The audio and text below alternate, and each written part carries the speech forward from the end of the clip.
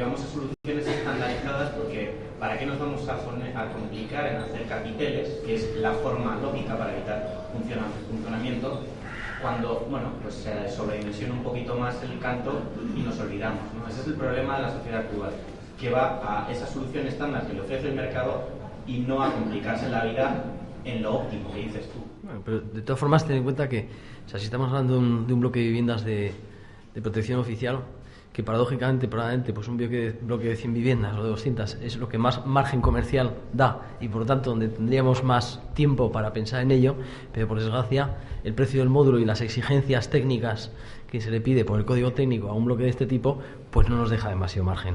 Sin embargo, sí que hay edificios que por sus presupuestos sí que evidentemente nos permiten ciertas cosas.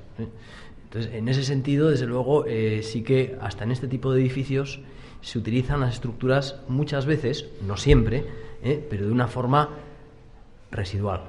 Una forma residual. Es un poquito lo que yo quiero decir. Luego, una de las cosas que también puntualizo antes, perdona, es el tema de las secciones mínimas, ¿no?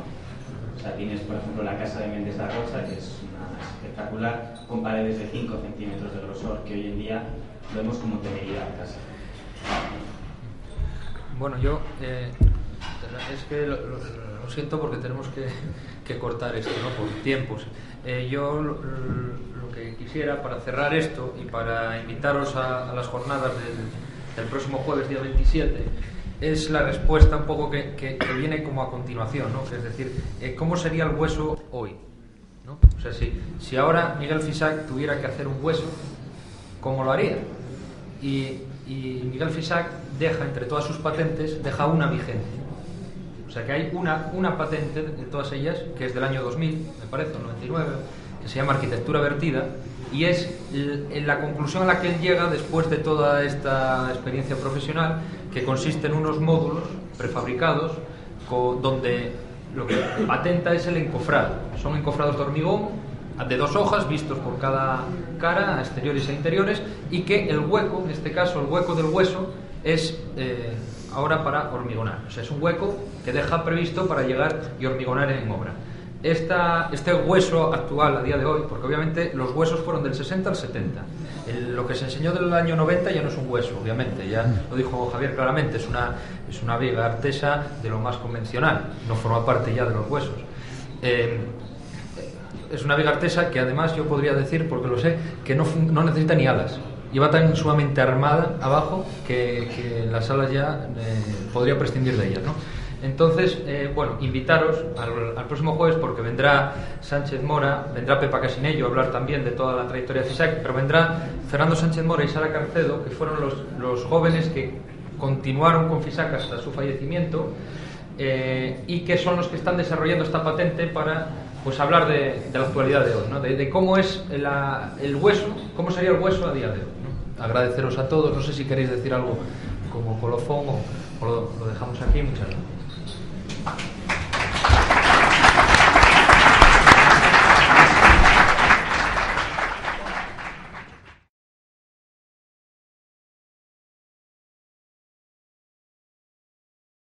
Bueno, pues muchas gracias por la asistencia. Nuevamente vamos a dar un poco la puntilla a todo este ciclo de conferencias con una charla y una mesa redonda que hemos denominado la vigencia de las ideas, porque pretendemos un poco demostrar cómo todo esto que hemos estado viendo, los que nos habéis acompañado a lo largo de todos estos días, pues todo esto que hemos estado viendo, que hemos investigado, que hemos estudiado, no era una cosa anclada en el pasado, sino que es una cosa que tiene una traslación directa al día de hoy. Y además, por salirnos un poco de ese corsé que nos pusimos el primer día que decidimos hacer toda esta investigación y todo este homenaje, que era los huesos de Miguel Fisac, realmente Pepa Casinello, que es la invitada de hoy, pues nos va a dar esa visión más global para también aquellos que estén interesados en la figura completa del arquitecto Miguel Fisac, pues tener ese panorama más amplio, ¿no? Hasta ahora prácticamente todo iba ceñido a esa producción a lo largo de los años 60, el hueso, toda la técnica que implicaba el desarrollo de esta pieza, esa búsqueda de la pieza ideal, pero claro, Miguel Fisac es mucho más que el hueso, y el Colegio de Arquitectos Vasco Navarro decide en este caso pues invitar nada menos que a Pepa Casinello, a quien me une una estrecha relación de amistad y de admiración, porque Pepa, además de profesora de construcción de la Universidad de Madrid, de la Politécnica, pues es una apasionada de este tema. A Pepa es una persona a la que no le cuesta nada, no le cuesta, costará como todo el mundo, pero hace siempre encantada de la vida hablar de estos temas relacionados con esta generación, porque yo siempre repito que este no es un homenaje a una única figura, no estamos homenajeando a una persona, estamos homenajeando a toda una generación. Entonces, si hay alguien realmente que sabe, que quiere, que aprecia y que ha tenido una relación tanto personal como profesional con toda esta generación de técnicos, es Pepa Casinello.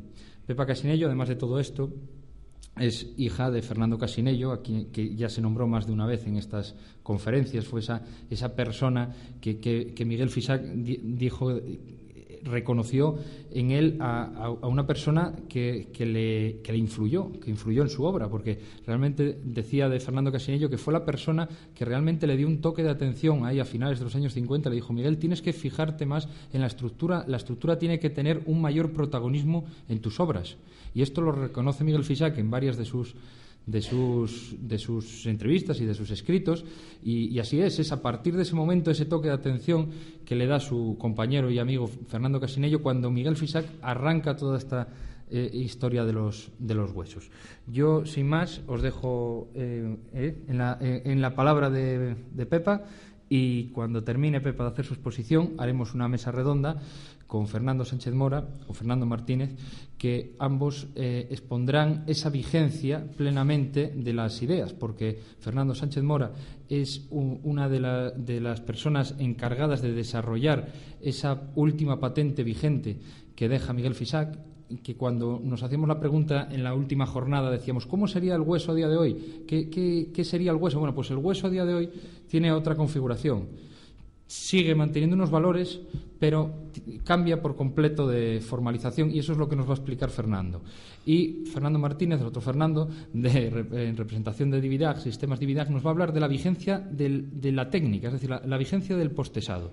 Entre todos haremos una mesa redonda que queremos que sea participativa y donde queremos, vuestra participación, y que ya no se os quede ninguna idea en el tintero, y todo lo que hayáis ido analizando, que os haya resultado curioso, que no os quedéis con las dudas. Vamos, que creo que esta es una buena oportunidad para hablar de todos estos temas. Os dejo con Pepa Casinello. Gracias, en primer lugar, a Fermín, pero por supuesto también a los organizadores, y a Marta y a Raquel, ¿no? Y al Colegio de Arquitectos, ¿no?, por invitarme. Efectivamente, yo voy a cumplir una función distinta, ¿no?, para dar ese panorama, ¿no? La vigencia de las ideas. Yo voy a hablar de la vigencia del modelo de pensamiento, ¿no?, de lo que motiva realmente la vigencia de toda esta técnica, ¿no? Y es entender también el entorno, ¿no?, el enclave en el cual se desarrolla todo esto, ¿no?, que cobra otro distinto valor. He hecho una especie de resumen, ¿no?, para el que, o recordar, tampoco las fechas son importantes mantenerlas todo el rato en la memoria, ¿no?, pero sí saberlas cuando se trata de analizar la obra de alguien, o qué ha aportado alguien, o cómo ha innovado. El modelo de pensamiento vigente, ¿no?, o que debemos de rescatar del olvido, es el de esta gente. Una gente valiente, en primer lugar. Una gente con criterio. Una gente dedicada con una tremenda ilusión a su oficio, ¿no? Me comentaba Pepe Calavera, es un poco el ejemplo, ¿no?, ese cuento, ¿no?, tan bonito, ¿no?, de tres hombres que están trabajando picando piedra al borde de un camino, ¿no? Y pasa un paseante y le dice: ¿y qué hacéis? Y uno contesta: pico piedra. Y él, muy tajante. El otro dice: me gano la vida. Y el tercero contesta: construyo una catedral, ¿no? Entonces, estos señores construían catedrales. Es decir, estaban movidos por la ilusión de innovar, en plena posguerra, cuando no había de nada, cuando había escasez, no solo de comida, sino de materiales, cuando estaba uno forzado